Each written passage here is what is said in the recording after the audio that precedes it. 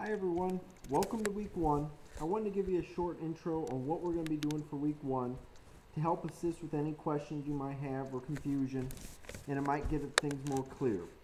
For week one, you're going to be reading chapters 1 and 2, which is going to be dealing with two really important concepts we're going to be looking at that really develop throughout economics, which are supply and demand and elasticity.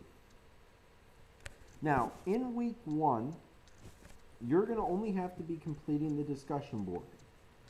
For the discussion board, the requirement is you have to have 3 total posts, which includes an initial post to the discussion question, which should be at least 3 to 4 paragraphs, should have use of APA formatted in-text citation and reference, and 2 peer responses.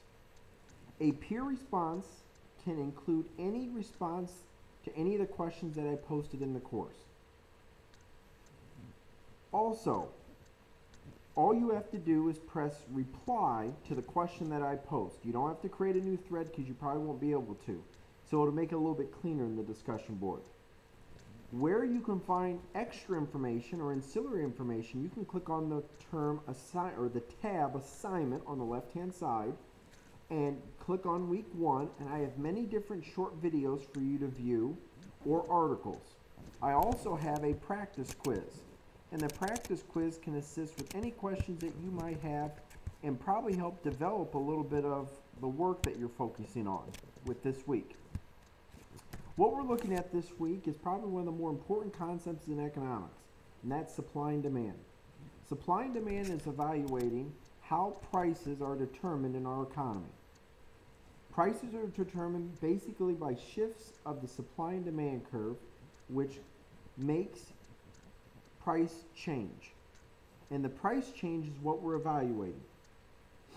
Now, the next concept we're going to look at is elasticity. Elasticity is focused on how consumers respond to changes in the prices. Are they very sensitive to the change in the price, or do they not respond very much at all? So that's going to be very interesting because most of us will be evaluating that, and we make decisions based off of how consumers respond. Price of gasoline, for example. If price of gas goes up, consumers are going to have to basically buy the higher price, because it's a more inelastic good and we have no other choices. So that's some of the concepts we're going to be looking at. For the discussion board this week,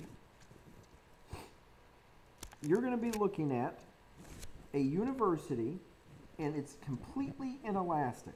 Inelastic means if there's a price change, consumers will still have to purchase it because they don't have a lot of substitutes.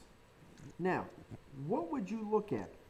For example, someone noted that the university had doubled its tuition over the past 15 years. But the number and quality of students have declined. Now, do you accept this argument? Meaning, do you really think it's an inelastic good? And how has this affected the demand curve? Think about demand and supply. If there's a decrease in demand, what maybe have happened in the market? So that's some of the things you focus on. So if you need any help with pre-grading with your work, just send me an email. I'll pre-grade it, give you comments on it. But make sure to get your first post always in the discussion board by Thursday night by 11:55 p.m. and all work ends by Saturday at 11:55 as well. Now, every week we're not going to be having a discussion board, so it only depends on the week. So focus on my course schedule, and that course schedule will outline what we're looking at each week. I look forward to a productive discussion. Take care, everyone.